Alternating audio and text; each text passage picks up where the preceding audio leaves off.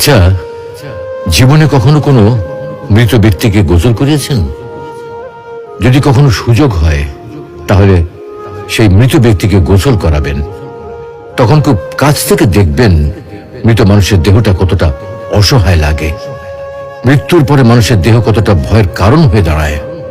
সুযোগ পেলে রাতে লাশটা পাহারা দেবেন, তখন বুঝতে পারবেন প্রিয় মানুষটার লাশ রাতের বেলায় আপনার কাছে কতটা অদ্ভুত লাগে, কতটা ভয়ের কারণ হয়ে ওঠে, কতটা আতঙ্কের কারণ হয়ে যায়।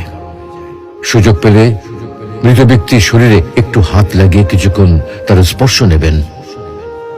আপনি তখন উপলব্ধির সুযোগ পাবেন এই পৃথিবীতে বিশাল প্রভাব প্রতিপত্তি মৃত্যুর পরে কতটা নির্যাতনের রূপ নেয়।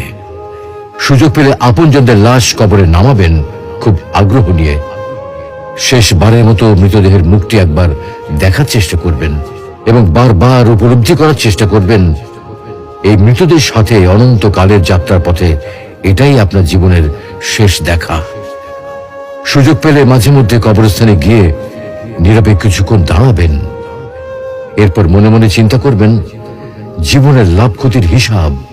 এই মৃত মানুষগুলো এই পৃথিবীতে কি করে গেছেন, কাদের রেখে গেছেন।